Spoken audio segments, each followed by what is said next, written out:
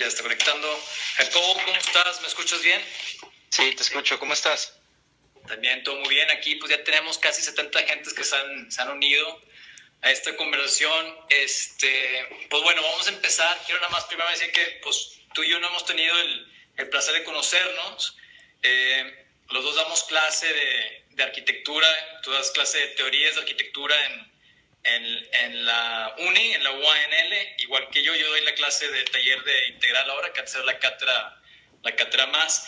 Y la verdad es que esto tengo que darle las gracias primero a ti por aceptar y por lo que hemos estado platicando los últimos 10 días más o menos, pero a mis alumnos del taller integral que fueron los que lo sugirieron, ¿no? Que decían que estaría muy bueno si diéramos una clase juntos o si tuviéramos una conversación juntos. Entonces, pues bueno, darte las gracias a ti y también a mis alumnos. Para los que a lo mejor no nos lleguen a conocer, pues nos presentamos rápidamente, mutuamente. Jacobo Cleto, pues tú eres, como ya dije, eres maestro en la uni, pero tienes un trasfondo, no necesariamente originalmente de arquitectura, tú vienes de la escuela de filosofía, tú tienes una licenciatura en filosofía y después hiciste una maestría En arquitectura. ciencias, pero con enfoque en la arquitectura, ¿no? Sí, en investigación con enfoque en la arquitectura. El tema, la tesis era el patrimonio industrial. Una crítica hacia la falta de valorización que hay sobre el patrimonio y los excesos que hay, por ejemplo, en el caso de Fundidora. Un tema interesante y actualmente sigo con ese tema activo. Ya, ok. ¿Esto es motivo para después de doctorado o algo? Podría llegar a ser, soy parte de un grupo que estudiamos los procesos de industrialización. Hace poco hicimos una serie de trabajos sobre la fama y sobre esta fábrica emblemática de Santa Catarina. Sí. Y fue un evento interesante que de hecho hasta rebotó en la facultad, porque ahorita creo que los semestres más abajo, séptimo por ahí, están trabajando en reciclaje y en arquitectura social sobre el tema de la fama, y ahí hemos estado teniendo interacción también con la facultad. Y pues podría llegar a ser, el tema que me interesa más ahorita es el tema del paisaje, que es lo que trabajo con mis alumnos de octavo y algo de noveno de repente. El tema del paisaje como constructo social, la discusión sobre la imagen de la ciudad y sobre todo pues el tema de la crítica arquitectónica. Ya, oye, a ver si platicamos más, porque justamente a mis alumnos, que no saben, que a los alumnos también ahorita del taller integral, el proyecto que va para el siguiente semestre va a ser, de hecho, alrededor de la fama, porque a mí esa parte se me hace súper interesante, esa zona.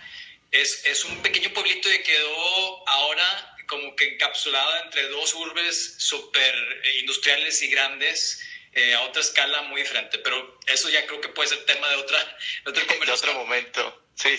Para los que no me lleguen a conocer a mí, que vienen a través de ti, que quiero decirte que tienes un gran seguimiento de alumnos y exalumnos por parte de la uni. Se ve que te quieren mucho y que les ha gustado mucho la clase y que definitivamente has dejado una huella en su carrera arquitectónica. Gracias.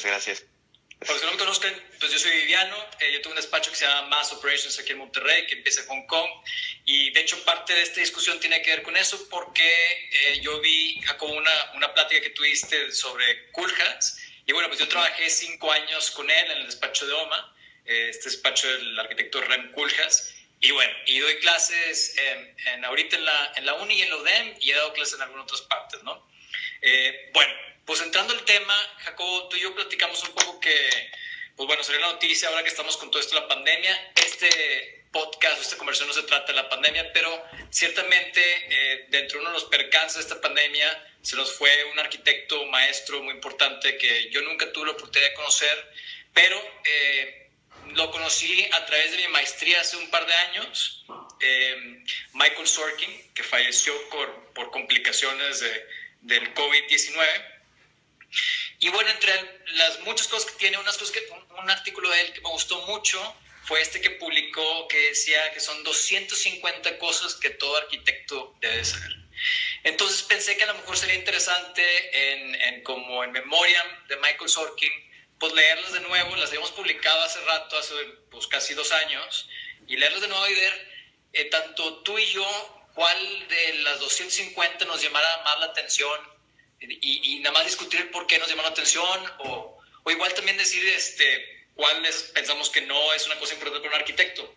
Y pues empezando así, si gustas, Jacobo, podemos empezar empezar con la primera que te llamó la atención a ti y platicarlo un poco. Y la idea es que pues, los que están aquí sintonizados se sientan que estamos platicando con ellos. Después vamos a hablar un poco de Coolhash y luego hacemos una sesión de Q&A, preguntas y respuestas de manera rápida, ¿no? Bueno, agregando un poco, antes de entrar, agregando un poco más sobre Mitchell Sorkin, Mitchell Sorkin era un personaje disruptivo. Él iba en contra, vamos a decirlo así, de las tendencias arquitectónicas y a pesar de estar cerca del poder, nunca se unió a él. Es un personaje muy interesante y que debe ser muy valorado. Por eso creo que cuando me propusiste esta idea se me hacía muy, muy interesante y sobre todo porque creo que es un arquitecto que aparte de entenderse como arquitecto se entendía como un profesor. Y es a partir de la docencia en donde empieza el cambio arquitectónico. Por eso estas 250 ideas me parecen muy interesantes. Una que creo que con la que quisiera yo empezar es la idea 44 que da, que básicamente es, decirlo así, que habla Sorkin sobre la importancia de las bases teóricas de la modernidad, de que es importante conocer sus distintas segmentos, inflexiones, variaciones. Yo creo que es un tema fundamental. Como maestro teórico, obviamente, esta idea me pega demasiado porque prácticamente es la fundamentación de mi chamba. O sea, si lo decimos así de manera fácil. La modernidad es un tema difícil, es un tema complicado que tiene... vamos a decirlo así, que es difícil de abarcar, pero creo que la modernidad, más allá de un momento histórico, es una serie de procesos y es una serie de estrategias que todavía aún siguen efectuándose hoy en día. Yo le enseño a mis alumnos, por ejemplo, cómo, no sé si podemos decir que la posmodernidad es también un estilo arquitectónico. Yo a mis alumnos, sobre todo de quinto, sexto, les doy una frase, les digo: hoy en día podemos decir que sobreviven las formas modernas y no sobreviven las ideas modernas, pero sí sobreviven sus formas.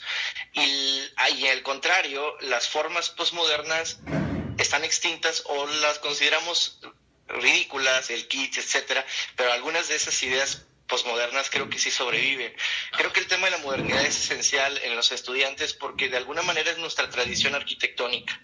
Tradición entendida como lo llamaría Hans-Georg Gadamer, gran filósofo de la hermenéutica. Una tradición es un horizonte de sentido. Y creo que hacer arquitectura hoy en día tiene que partir de alguna manera de la modernidad, porque más allá de que podamos hablar de que son formas o que es una serie de procesos, creo que en última instancia cuando hablamos de arquitectura hablamos de estilos de vida. Si bien el estilo de vida moderno es algo que sería incompatible en muchos sentidos, esta crítica a, vamos a decirlo así, a la mecanización. Hoy en día estamos ante otras fases como son la digitalización y que sin lugar a dudas es una fase más de esta revolución industrial incesante, llamémosla el camino del capitalismo si tú quieres, pero que hoy en día que hoy en día más que fundamental es algo que estamos viviendo y estamos prácticamente dentro de ella. No sé si en 50 años podamos o en 20 años podamos definir bien este proceso, pero sí creo que es fundamental. O sea, yo a mis alumnos les hablo, bueno, la máquina de habitar de Le Corbusier, que si la entiendes bien, se refiere a que una casa tenga servicios. Hoy en día, a lo mejor ya no hablamos de una máquina, pero sí hablamos de una computadora, hablamos de la domótica, o por ejemplo hablamos de las Smart City, en donde está también lado oscuro del control y la vigilancia, que pues bueno, tú que conoces mejor que yo el caso chino, podrías hablarnos mucho de eso.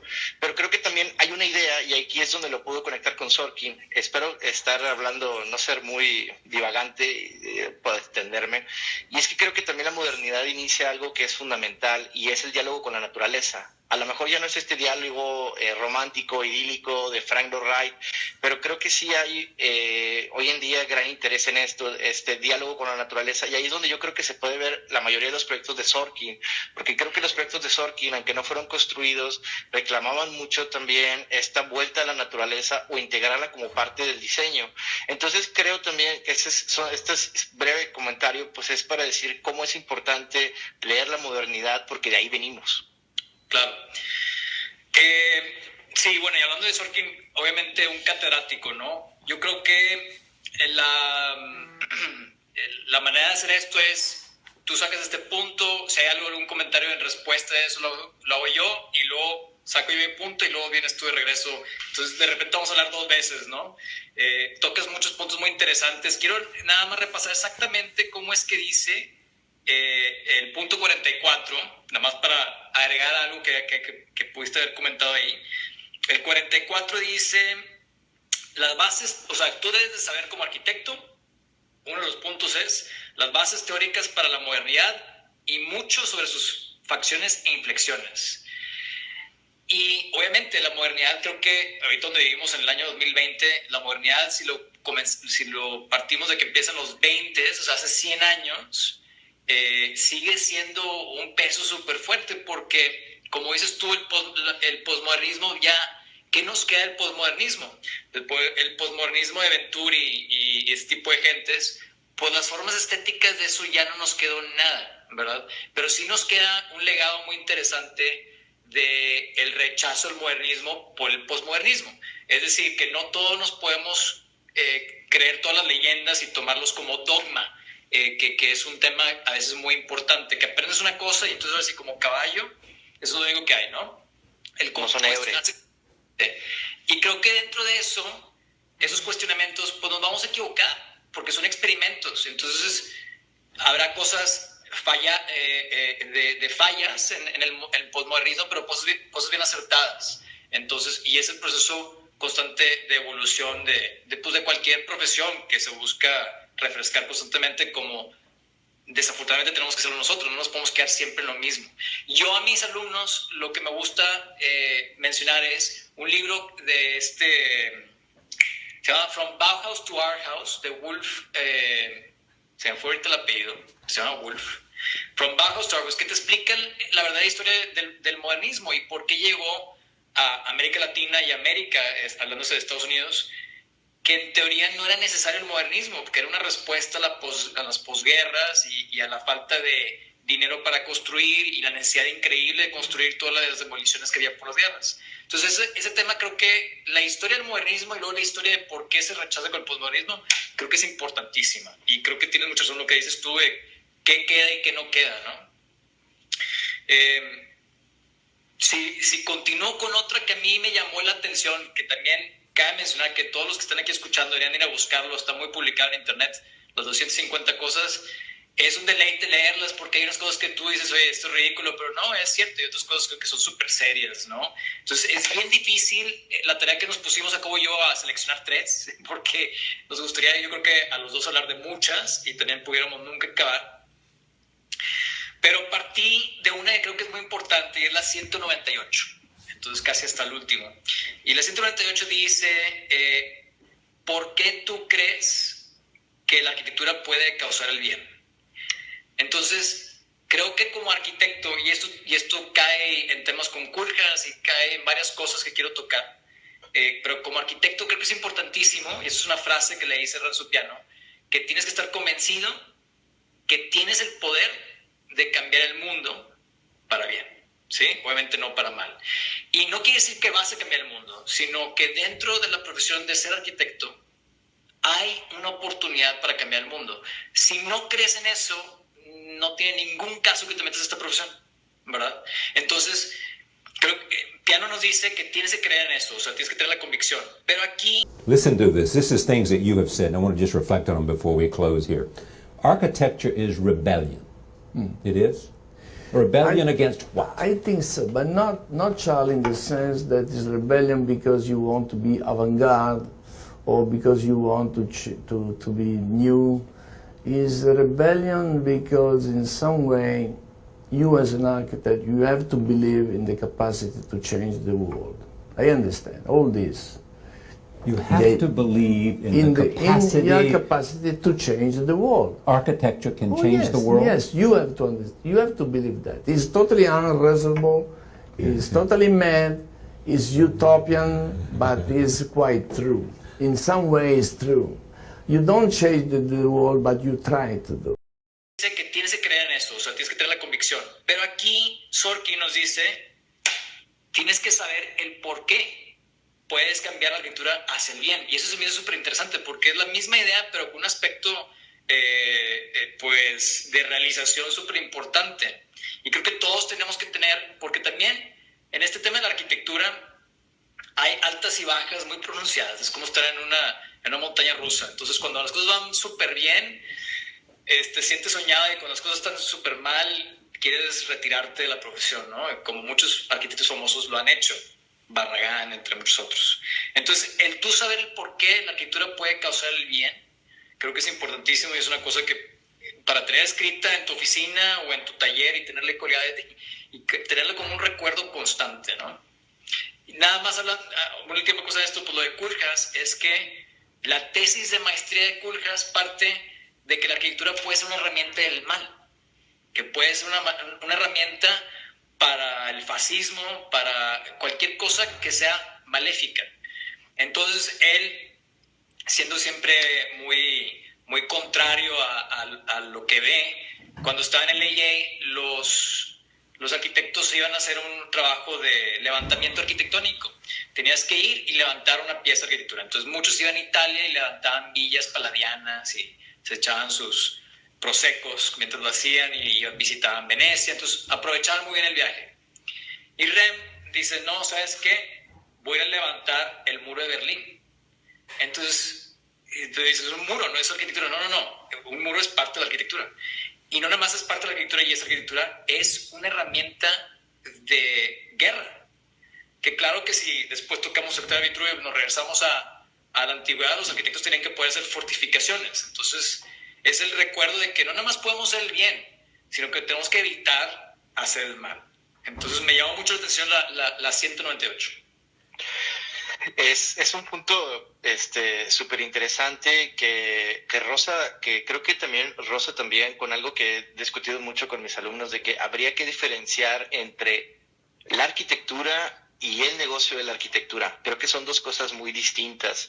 Yo no la ejerzo, la verdad. Yo soy, si quieres, teórico, crítico, pero sí creo que hay una diferencia radical entre la arquitectura y el negocio de la arquitectura. Y el problema muchas de las veces es cuando se deja de hacer arquitectura y nos quedamos meramente en el negocio de hacer arquitectura. ¿A qué me refiero con el negocio de la arquitectura? Me refiero a entender la arquitectura como un asunto de administración, como un asunto simplemente de aprovechar el espacio, de potencializarlo, de explotarlo al máximo nivel, sin tomar en cuenta absolutamente nada. Creo que esta idea de hacer el bien tiene que ver con entenderla. No sé si sea la esencia de la arquitectura, pero sí creo que uno de sus rasgos fundamentales que es que entender que hacer arquitectura es hacer vínculos, es hacer relaciones. Ahí es donde yo creo que también Rosa, una de las puntos que quiero tocar con Sorkin, que es el de la utopía, ahorita hablaremos de esa cuestión, pero creo que tiene mucho que ver también con el sentido ético que tiene el arquitecto y con la importancia de la ética y de la enseñanza también de que cuando se está haciendo arquitectura también hay que cuestionarnos el perfil del arquitecto y cómo este perfil también puede llegar a definir el tipo de arquitectura que hacemos. Si hablamos de Sorkin y sacamos sus chismes, pues este tipo se ponía en contra de todos, ¿no? Es famosísima las anécdotas que a Philip Johnson lo llamaba un hijo del fascismo, ¿no? Que lo llamaba un ex-nazi y cómo criticaba... Johnson se arrepintió de sus afiliaciones, sí las tuvo, es totalmente cierto. Sí, pero pues bueno, es como hagamos esto, digo, si se puede ser más fluido, vale, si me interrumpes no hay problema. Pero vamos, es como cuando Venturi dice que se arrepiente de haber dicho que menos es aburrido. O sea, que less is more, o sea, vaya, sí, igual ahí yo creo que lo interesante es esta visión combativa, ¿no? Y visión combativa y constante también combatir lo ordinario, porque no necesariamente lo ordinario está bien. Y ahí es donde yo no sé si podría ligarlo con el punto ya de la utopía, que es el punto... creo que es el 102. El punto 102 dice muchas ideas sobre lo que constituye la utopía. Aquí, fíjate que esto lo he estado repensando últimamente, de hecho a partir de la clase de Koolhaas, y y a partir, por ejemplo, de una serie de proyectos que a veces no se toman tanto en cuenta o se le ven como curiosidades, como es el proyecto del Éxodo, el globo cautivo, que son estos ejercicios que hizo a la par del libro de Nueva York, donde prácticamente nos está mostrando una serie de manifiestos gráficos, por decirlo así, de sociedades por venir. Yo creo que el estudiante de arquitectura tiene que nutrirse también su cabeza, no solamente de cuestiones arquitectónicas, sino tiene que abrirse a otras artes, a otras disciplinas, a otros saberes, porque creo que también es importante cultivar la imaginación. Claro. Y creo que por no extenderme tanto, creo que al final de cuentas tanto las utopías como ya sea Thomas More o Francis Bacon, o ya sean las contrautopías de Fahrenheit 418, o que sea la granja de Orwell, creo que son de alguna manera también instrumentos de análisis que un muchacho de arquitectura también debería aprender y entender. Creo que la arquitectura o que el estudiante de arquitectura o el arquitecto tiene que aprender a soñar, y que eso también es importante. Y ahí podemos hacer una crítica hasta del mismo ejercicio arquitectónico, de que a veces se les enseña a los alumnos a ser funcionales, a ser eficaces, a resolver un problema, pero también debería haber un espacio para que ellos planteen nuevas posibilidades. Ahorita creo que lo acabas de decir muy bien. Hacer arquitectura tiene que ver con hacer el bien, pero ese hacer el bien también implica buscar o intentar plantear nuevos mundos, o sea, posibilidades. Es ir en la utopía. Ahorita alguien por ahí puso Ayn Rand, obviamente nos decían el manantial, y también nos decían que esa es la vida utópica de un arquitecto, ¿no? Que es Howard Rourke, que pelea contra el mundo y demás, y también pues es una idea utópica que hay que entenderla, absorberla y luego domesticarla a una vida real, ¿verdad? No todos podemos ser Howard Rourke porque viviríamos en un caos completamente. Me recuerda mucho cuando visité Arcosanti de Paolo Soleri en Arizona, y él sí se clavó, pues Paolo Soleri fue alumno de Frank Lloyd Wright, de hecho, entonces la idea de la utopía muy fuerte en el tema de que las casas usonianas y luego el tema de esos planes maestros con torres que eran operadas con elevadores de energía nuclear y demás, ¿no? Que todos íbamos a llegar en helicópteros. Creo que el desarrollar el músculo de la mente, en poder ejercitarlo con imaginación, es algo muy necesario, como dices tú, para después poder mejorar la realidad, ¿no? Entonces, si tú nada más ves y estás consciente de lo que ves posible a tu alrededor, jamás vas a innovar, porque no te estás esforzando a pensar qué más podría llegar a ser tu realidad, ¿no? Y creo que la utopía dentro de ese marco es muy importante. Y yo la veo como que en la carrera la utopía es el principio y el final. Empiezas como con cosas muy utópicas, te metes a cosas ya muy reales, muy mundanas, y vuelves a salir con cosas también otra vez utópicas. Entonces, como que es un proceso cíclico, pienso yo, ¿no? Debería ser así. Deberíamos de haber un espacio para las posibilidades, o sea, para abrir a las posibilidades. O sea, creo que ahorita, tratando también de interactuar con la gente, dice por allá, decía que la arquitectura y el negocio no son diferentes. Sí son diferentes, porque si simplemente las estuviéramos, si las conectamos al grado de que es indivisible, pues no pudiéramos hablar de utopía. No da espacio a generar alternativas distintas. Si solamente pensamos en negocio, pensamos en un resultado inmediato, y que a veces ese resultado inmediato probablemente no sea beneficioso para un contexto. Ahí también ligando, creo que también el trabajo de Sorkin, pues él era un hacedor de utopías, ¿no? O sea, sus proyectos, la mayoría de ellos no construidos, el archipiélago, por lo que quiere hacer en el archipiélago en China, en acción, se puede leer como los departamentos que quiere hacer en Nueva York, donde rompe con la escala y esta crítica al Skyline. O sea, creo que son también posibilidades, porque si no integramos la imaginación al proyecto arquitectónico, pues el proyecto que hagamos es nulo. Sí, y hablando de negocio y la profesión, porque entramos por una pasión en la profesión, no por una pasión en el dinero. Si alguien está apasionado en el dinero, que es el negocio, al final el negocio tiene que ser lucro, ¿no?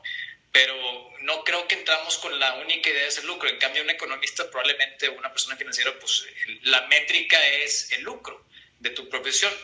Vean el caso, por ejemplo, de Barragán. Barragán después de lidiar con sus clientes en Ciudad de México, se desesperó y dijo, ¿sabes qué?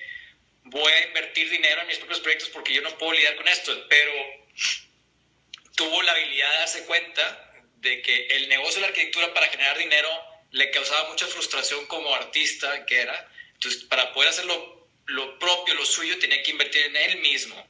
Entonces, digo, habrá quienes invierten en educación, habrá quienes invierten en su vida. Él decidió invertir en sus proyectos porque pensaba que eran válidos y bueno, salió todo el tema del Pedregal. También con los comentarios que di ahorita, alguien me dio mucha risa, alguien puso que si esta conversación contaba como ir a misa. No sé quién fue, pero estuvo muy bueno ese comentario. Bueno, siguiendo aquí con los puntos, otro punto que a mí me llamó mucho la atención y me interesa, igual como ya dije que es difícil, son muchos, es Vitruvio. Y es un tema porque lo visito yo mucho en mis clases. Y de hecho, tú mencionaste por ahí La Granja, y es uno de los puntos en la lista. La Granja es, Sorkin dice, tienes que leer La Granja, ¿no? Pero pone también Vitruvio, como tal cual. Y cuando yo presento Vitruvio en mis clases, sea de noveno semestre o de primer semestre, parto con el dibujo de Da Vinci, el hombre Vitruvio. Y entonces le digo, oigan, ¿ustedes saben quién es esta persona? Y me dicen, sí, claro, es el hombre Vitruvio. Y digo, ajá, ¿y quién lo dibujó? Me dice, pues Da Vinci. ¿Ok? ¿Y quién es el hombre Vitruvio? Y todos me quedan viendo así como que, pues, ¿quién será? Entonces es una manera bonita de entrar y decir, oye, si el propio Da Vinci se interesó en esta persona y comenzamos a trazar la historia, pues bueno, que fue un estudio de geometría y proporciones que empezó Vitruvio y que luego al último lo termina con esta obra de arte o con este ejercicio gráfico, más bien, Da Vinci. Koolhaas, a mí en una junta, me hizo un comentario muy interesante porque en algún momento estábamos viendo una parte del diseño de la fachada de un proyecto en el que estaba trabajando yo en la oficina y estábamos 5 o 6 en una junta y un aspecto de la fachada tenía un patrón que había propuesto yo. Y me dice, bueno, ¿y esta parte de aquí por qué así? Y le digo, bueno, es paramétrico de acuerdo al programa. Entonces, según cómo va cambiando el programa, va cambiando la fachada. Le digo, es paramétrico. Y me dice, ¿y que por usar paramétrico piensas que es muy contemporáneo o qué? Y le digo, bueno, pues es que parametricismo, pues sí, es una tecnología nueva. Y me dice, ¿tecnología nueva? Vitruvio era paramétrico. Y yo no tenía ni idea de lo que estaba hablando, porque en el momento pues, estaba nervioso con él, pero salí de ahí queriendo investigar. Y ya yo, obviamente, he visto algo de Vitruvio, pero nunca me había puesto a pensar en ese plano. Claro, Vitruvio te decía que hay una relación paramétrica entre tu brazo y el techo y la fachada, ¿no? Y la proporción entera de un edificio. Entonces dije, wow, claro, ok. Pero bueno, obviamente de nuevo el personaje de Rem está siendo un poquito desesperante porque claramente las herramientas de parametricismo que tenemos ahorita no se comparan con nada más decir, oye, la relación matemática entre esto y aquello, pero el principio es el mismo. La parte de la información que puede desarrollar una forma después de ver sus edificios y las formas, las imágenes que mostró el poder, ese poder para crear arquitectura. Mi pregunta es, ¿piensa usted verdaderamente, y yo uso el you como forma formal que expresa un respeto, ¿usted cree que el parametrismo realmente sea la solución? El parametrismo es un paradigma y una nueva metodología que es mucho más ambicioso, establece metas, que quiere alejarse o ir más allá del modernismo. Usa todas las ventajas y las ambiciones del posmodernismo en cuanto a la variedad y la articulación de condiciones multiculturales y audiencias múltiples. El interés en estos espacios laberínticos y cómo podemos darle un nuevo nivel de sofisticación. Si hay una solución a las condiciones contemporáneas de esta multiaudiencia y alta densidad, me parece que sería una forma de resolverlo sería el parametrismo, puesto que por el momento no hay nada más en el horizonte disponible. Entonces, el desconstructivismo no dio la solución, el posmodernismo no dio la solución, el modernismo no dio la solución. Entonces,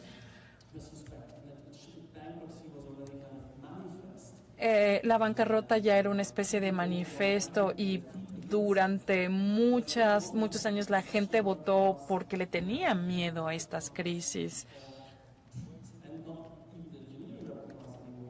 Y siendo que ya no tenemos estos repertorios de ingenieros para resolver los problemas que estamos enfrentando el día de hoy, yo le diría estilo, pero hay una noción muy profunda de cómo el espacio, el aspecto morfológico y hacer que sean reflectivos y que nos dé las herramientas para solucionar esto. Y esto, por supuesto, es mucho más sofisticado que trabajar con una regla y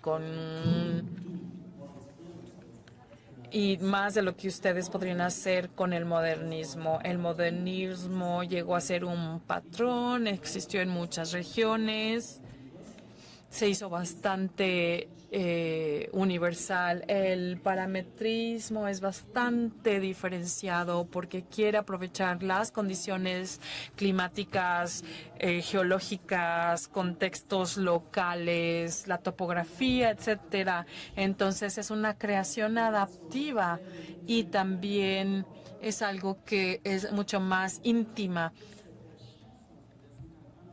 Poquito desesperante porque claramente las herramientas de parametricismo que tenemos ahorita no se comparan con nada más decir, oye, la relación matemática entre esto y aquello, pero el principio es el mismo. Entonces, eso se me hizo súper interesante. Y creo que todos debemos de partir de la idea de que conocido de arquitectura. Y siempre lo asemejo yo y les presento a mis alumnos, y por las edades que me tocan, es común que no conozcan, es Maquiavelo. Y les presento la obra del Príncipe. El Príncipe. Y si recuerdo bien, porque Maquiavelo lo leí hace 15 años, El Príncipe tengo entendido que es la Biblia de cualquier político. Para los que no conozcan El Príncipe, léanlo, es clave, pero es un tema de cómo manejar políticamente una organización, muy específicamente para reyes y sus reinados. Pero la historia del Príncipe, y creo que tú vas a saber mucho más que yo de esto, Jacobo, según yo, parte de que llega un monarca, un rey, a visitar un pueblo, y cuando visitaba tú tenías que salir con tus regalos, y tenías que regalarle lo más preciado. Entonces había gente que le regalaba a sus hijas, había gente que le regalaba vacas, y Maquiavelo le dice, oye, pues yo nomás te puedo regalar mi sabiduría de cómo he visto reinos crecer y caerse. Entonces aquí está este libro, un compendio de información de cómo un rey debe o no debe actuar en cualquier dado caso. Son como que consejos, por así decirlo. Entonces, si tomamos esa idea, un libro de consejos es exactamente lo que hace Vitruvio con su tratado de arquitectura. Es todo consejo de cómo se debe diseñar una ciudad, cómo se debe diseñar una fortificación, cómo se debe diseñar una fachada de X a Y. Y por último punto, antes de regresarte la batuta, y claro que esto es informar, Jacobo, nos interrumpemos cuando queramos. Algo muy interesante en el diseño de las ciudades europeas de la época de Vitruvio y luego más contemporáneo más bien, fue la peste y las diferentes plagas. Porque la idea, me puse a ver un documental de la plaga de Londres y me di cuenta que de todo lo que ellos pensaban que era que la plaga venía porque tú aspirabas unos gases que salían de la tierra que se llamaban miasmas, una cosa así. Entonces dirías de no respirar eso. Claro que no sabían que venían de las ratas, pero las ciudades después de las plagas se empiezan a diseñar con las calles orientadas para que pase el viento, para que se lleve esos gases que traían la plaga, que a final de cuentas no era cierto, pero pues bueno, es bueno que fluya el viento, ¿no? Entonces, bien, pues hay un par de comentarios sobre Vitruvio. Bueno, Vitruvio, mira, hay un comentario de Alfred Whitehead, este filósofo inglés, sobre Platón, y dice Alfred Whitehead, toda la filosofía es un pie de página de Platón. A veces desde cierto punto de vista, se puede decir que toda la arquitectura es un pie de página desde Vitruvio. Porque creo que en Vitruvio ya se están planteando una serie de problemáticas que siguen siendo muy actual. Vitruvio es el tema número 1 en teoría de la arquitectura. Y les digo, el texto de Vitruvio, esos 10 libros, es enorme la cantidad de contenido que abarca. Quizás algunas cosas no nos parezcan ser actuales o nos parezcan quizás fuera de contexto. Ahorita hablabas, por ejemplo, de la importancia del muro, de las barreras defensivas. Yo les digo, Vitruvio en primer lugar no era un arquitecto, era un militar. Estrictamente es un ingeniero militar. Eso sería en nuestros términos actuales. Y muy similar a lo que hizo Maquiavelo, pues sí hizo este texto o este compendio al César. O sea, prácticamente como una serie de recomendaciones, como una serie de tips. Y entre toda esa riqueza, yo creo que es fundamental el libro 1. Creo que el libro 1 es un momento capital porque creo que nos define muy bien lo que es arquitectura, que quizás la idea que nos da arquitectura a lo mejor la podrían contradecir los paramétricos hasta cierto punto o los deconstructivistas, porque lo que nos dice es que la arquitectura es orden.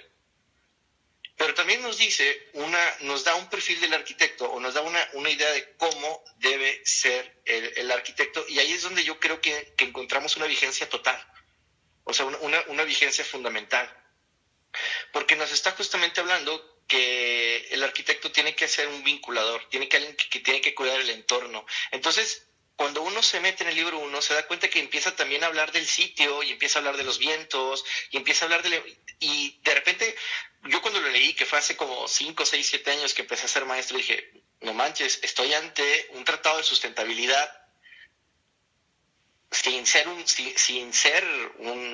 tener esos términos o sin tener ese vocabulario.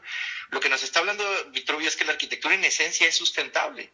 Y de hecho también, por ahí también, conectando con esto, también nos dice que la arquitectura es un ejercicio interdisciplinario.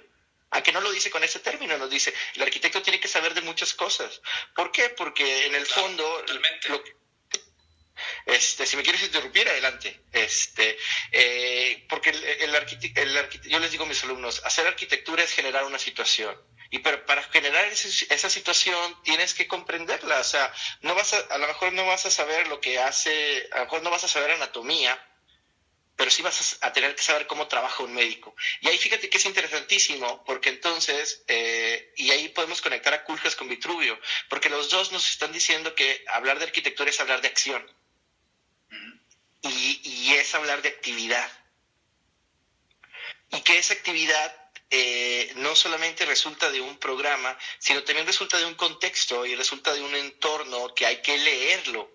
Y ahí es donde volvemos a esto que decíamos ahorita en un principio, sobre la importancia también de investigar y de la importancia de la teoría, y de lo que hablamos sobre cómo hacer el bien. Para hacer el bien, creo que uno de los retos es conocer un contexto. Si no conoces el contexto, el emplazamiento, ubicación de hacer, pues tu respuesta dará dinero, pero no más. O sea, no sé qué otros problemas se generen. Y creo que leer a Vitruvio es fundamental. O sea, creo que leer a Vitruvio es sumamente fundamental. Clave. Y como dices tú totalmente, yo también le digo a mis alumnos, tienes que ser todólogo, en el sentido, no de que haces todo y todo lo haces medio malo, mediocre, sino un día te cae un cliente que quiere un café, mañana te cae un cliente que quiere una arena deportiva, el día pasado te cae un interiorismo y luego te cae un plan maestro de 60 hectáreas. Tienes que ser un apasionado de la investigación porque te tienes que convertir en un experto en cada tema que tengas que operar. Sí, tienes que de alguna manera comprender la actividad. Quizás a lo mejor de las cosas que pudiéramos cuestionarla para no endiosar tanto a Vitruvio es que igual a lo mejor su idea humanista de cómo debe ser el arquitecto puede parecernos hoy en día exagerada. Hoy en día la arquitectura es un asunto colectivo, es un asunto de oficina, es un asunto de taller. Creo que también un poquito la idea de un arquitecto... Howard Gordon, ¿no? Él es el independiente. Ajá. Sí, pues él nos da la idea de que el arquitecto es aquel que posee los principios de la construcción, firmitas, utilitas, venustas, y yo creo que hoy en día esa idea hasta cierto punto se ha perdido. De hecho, creo que más bien hablamos de un colectivo o de alguien que quizás pueda ser el rector de las ideas o el orientador de las ideas, y creo que es algo que nos hablarán más adelante sobre OMA, porque creo que eso es, Culjas es como un orientador de las ideas, de ponerlas al ruedo y vamos de alguna manera a jugar con ellas para llegar a un resultado. Entonces es interesante, ¿no? O sea, ya no es este gran maestro, sino más bien el arquitecto o el principal arquitecto, no conozco la jerga, es un orientador. Es el quien pone de alguna manera las formas o los procesos en juego. Me gusta muchas veces la analogía al que es el que conduce la orquesta, ¿no? Entonces, al principal de la orquesta. Ajá. Porque, por ejemplo, muchos alumnos, y yo peco cuando yo fui alumno de haber caído en el mismo cliché, nos enamorábamos de por ejemplo, Frank Lloyd Wright, de que diseñaba la chapa de la puerta. Y te diseñaba el vestido para que la señora, cuando entraba a su casa o cuando tuviera una fiesta en su casa... Eso es fascismo. Eso es fascismo. Es algo también para el señor. Pero pues eso ya no existe, porque si tú haces una casa y quieres diseñar las chapas, no sabes el broncón que te vas a meter, ya hay 1,000,000 de chapas diseñadas. Entonces, pues bueno, hay un romanticismo detrás de esa idea de que diseñas el todo. Y creo que sí, vivimos en otro mundo, ¿no? Ajá. Sí, totalmente. Me toca a mí decir una idea, ¿verdad? Sí. Sí, vamos bien aquí, creo que están bien entretenidos. Yo no sé cómo seas tú, pero yo soy muy juguetón, me gusta mucho reírme y no, a mí tomar también. las cosas.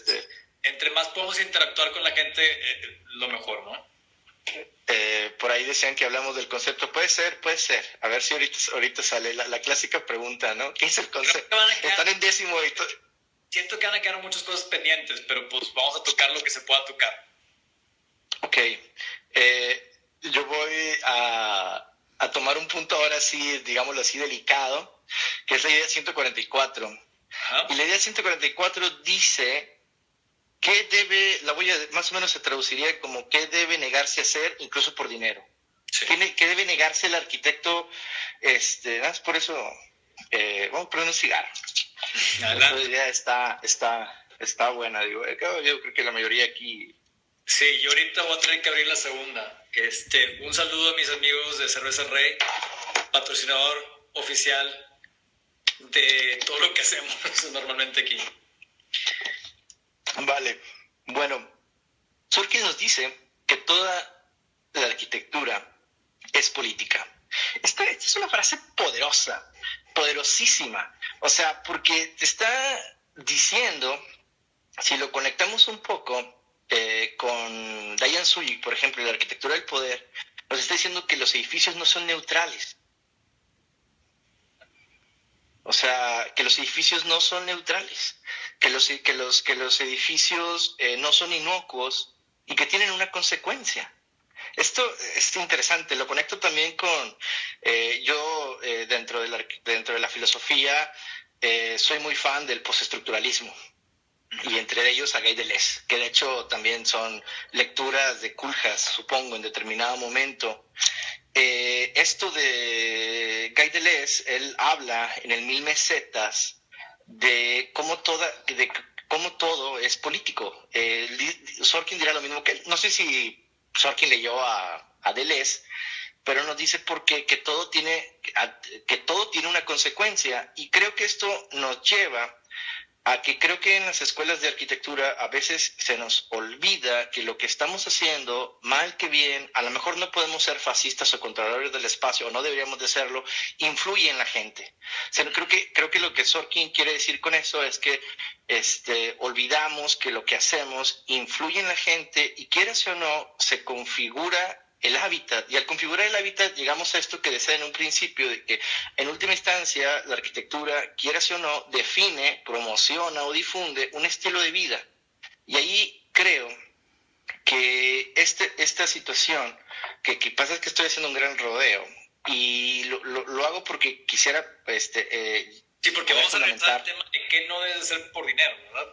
Ajá, sí, y llego al punto en que aquí es donde yo creo que entra en juego la crítica arquitectónica, porque creo que la crítica arquitectónica no solamente le ayuda al arquitecto a valorar un edificio, a leerlo, sino también creo que la crítica arquitectónica ayuda en determinado momento a decidir qué debo construir y qué no debo construir. Y ahí es donde creo que la crítica arquitectónica se vuelve ética y donde se vuelve también un principio para poder de alguna manera decidir qué es lo que está bien y qué es lo que está mal. No sé si igual pudiéramos caer en especificidades, pero creo que muchos de esto por mostrar una serie de criterios, creo que igual, y si quieres llegar a discutir alguno de ellos, creo que unos criterios para decidir qué se debe hacer, creo que tiene que ver con la escala, porque creo que el tamaño es fundamental. Claro, claro. La inclusión. Espérame, la inclusión. Es hablar lo de la teoría de Pignes, de Kurjas también. Pero escala e inclusión, ¿fue el segundo que dijiste? La inclusión. Uh-huh. O sea, un proyecto en determinado momento debe ser inclusivo, y la palabra inclusión en su sentido amplio.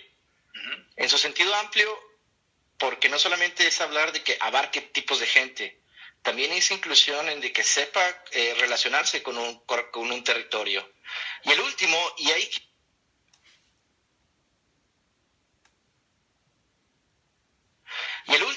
ahí quizás es el más picoso, es el de la legitimidad. Un proyecto arquitectónico legitima una ideología, legitima una manera de vivir, para los que lo están esperando, y no sé si te voy a comprometer, por ejemplo, ¿qué legitima un pabellón M? ¿O qué legitiman estos rascacielos de la ciudad? ¿Qué legitiman? Legitiman una cierta aspiración, etcétera, de un cierto modo de vida. Ya será tema de discusión si es posible o para quién es este estilo de vida. O a lo mejor no lo legitima, porque habrá ideas que dices tú, y es que esa es una idea que no es legítima, pero ahí está plasmada. ¿Sí? Plasma ideas. Si esa idea es correcta o incorrecta, queda discusión de la crítica. Y si esa idea plasmada, varios otros edificios alrededor la empiezan a plasmar también, y luego en otro país empiezan a plasmar esa idea, quiere decir que hay cierta legitimidad de esa idea. ¿Puede ser? Podemos decir que entramos en un proceso de reproducción. Y yo creo que ese proceso de reproducción es negativo. Porque yo le digo a mis alumnos, alguna vez en alguna clase me preguntaban, Cleto, es que no te gusta nada, dinos una ciudad que te guste. Y le digo, es que por más que me guste, no sé, por ejemplo, estas personas que defienden Barcelona, por ejemplo, ¿no? Por la peatonal y todas estas cosas. Y les digo yo, bueno, es que no puedes copiar lo que se hace en otra parte.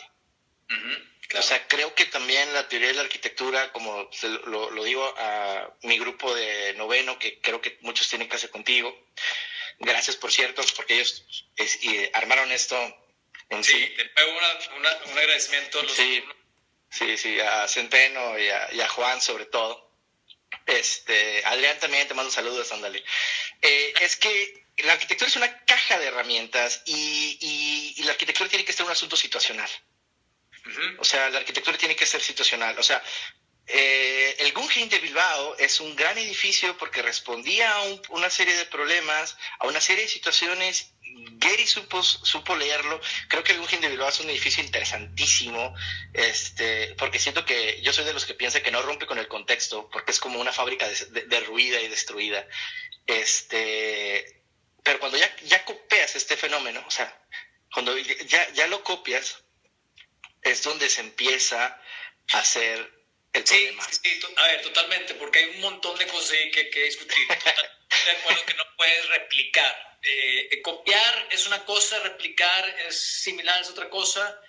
Estar de acuerdo con una ideología también es otra cosa. Entonces, no quiere decir que porque estés de acuerdo con lo que propone un proyecto y sigues ese modelo, por ejemplo, seguir el modelo del modernismo, que es transparencia, que es claridad estructural, que es falta de ornamento, que no tenga que tener necesidad estructural o funcional, que tú pregones eso y que comuniques que estás de acuerdo con esas ideas, no quiere decir que estás copiando un proyecto modernista, sino estás siguiendo los ideales. Entonces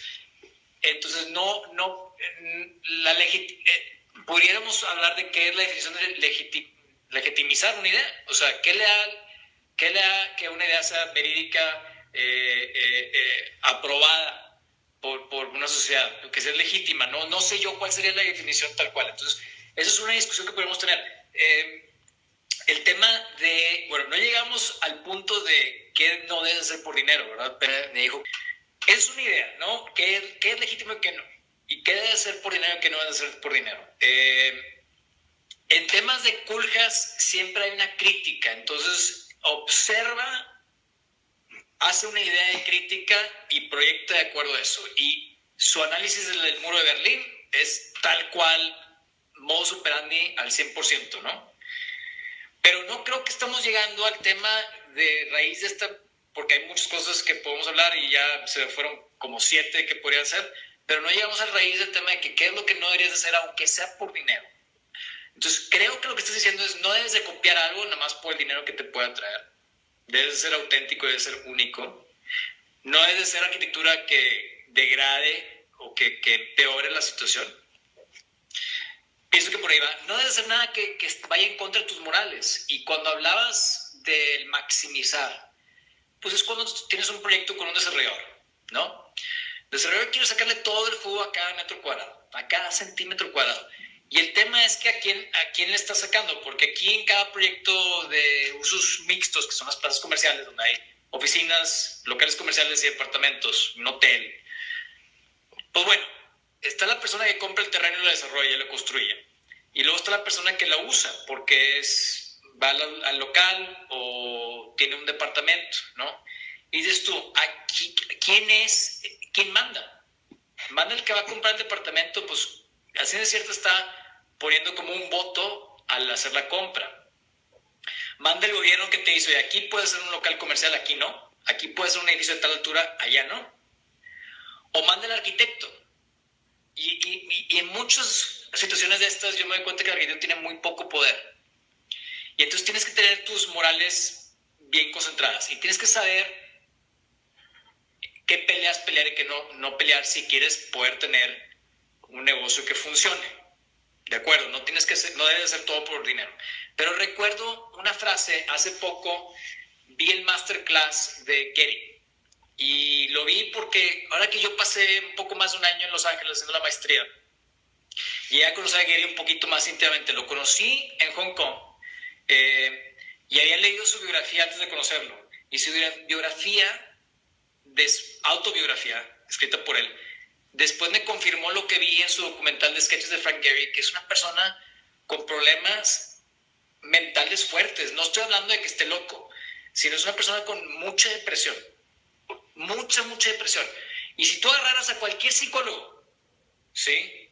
Y le dices, ve ese edificio de Frank Gehry, ¿qué opinas del arquitecto? Te dice, no, debe ser un macho que quiere que sus cosas reine y las cosas van así porque así lo quiero yo. Y lo que ves en el libro y lo que ves en el documental es una persona que es muy insegura, súper insegura, que se frustra con su propio diseño. Y eso me llamó mucho la atención porque no era lo que yo esperaba. 10% de batería, ahorita te reconectamos la batería adicional. Cuando se me acabe hago la intervención para conectar la batería adicional. Entonces, en Los Ángeles llegué a analizar un poco más la obra y me di cuenta que la gente adoraba su obra. La gente que vive alrededor de esos proyectos los adora. Y tiene una evolución muy clara desde su casa, los proyectos para la militar, etc. Pero bueno, a lo que voy es que en su masterclass dice una cosa muy interesante, que él cuando conoce al director de cine Sidney Pollack, que es el que él invita a hacer su documental, invita a que él sea el director de su documental. Cuando lo conoció, lo insultó. Getty insultó a Sidney Pollack y le dice, tú eres un director muy generado y pues todo lo que tú haces tiene cero arte, no es cinearte, tú lo que haces es Hollywood, bla, bla. Y que Pollack, de una manera muy educada en la escena en la que estaban, con más gente, le dice, oye, estás mal, Frank, estás mal. Sí, si hay un pro forma que yo tengo que llenar, hay una rentabilidad de mis películas que tienen que tener para vender, para que los inversionistas que invertirán en esas películas saquen su dinero, que hagan su negocio. Pero dentro de todas esas proformas que yo tengo que hacer, yo tengo un 10%, que es mi arte. Y ahí tengo yo mi carta blanca. Todo lo demás, tengo que conformar la estructura, tengo que conformar a Hollywood, a los patrocinadores, pero ese 10% ahí está mi arte. Y Gary dice que se quedó pensando en eso y que le marcó al día siguiente. Y le dice, Sidney, es igual a la arquitectura. Yo tengo también el 10%. Perdóname por haberte insultado. Y se hicieron muy buenos amigos. Creo que ahí, si lo resumo, creo que también una idea que es aquí fundamental es la coherencia. O sea, Y eso lo decía mucho, perdón que te interrumpe, eso le decía mucho Agustín Landa, y hay que ser coherente entre lo que dices y lo que haces. Momento, voy a conectar nada más la batería adicional. Un segundito. Saludos a todos, saludos Diego. Quería llegar a la utopía. La utopía es irrealizable, la utopía no se puede llegar a realizar, pero la utopía sirve como modelo para leer una situación y poder replantear o proponer de alguna manera nueva serie de situaciones. La utopía no es realizable, por eso es una utopía en sí. Pero creo que saludos Limón. Creo que lo importante del ejercicio de la utopía es también darle oportunidad a la imaginación y que puedas en determinado momento pensar más allá de la simple utilidad o la simple practicidad de un proyecto arquitectónico, porque si no simplemente estaríamos encerrados en la eficacia, en la funcionalidad, y en determinado momento eso creo que puede afectar el tipo de resultado que queremos llegar a tener. La imaginación es fundamental, o sea, no puedes pensar solamente desde el taller.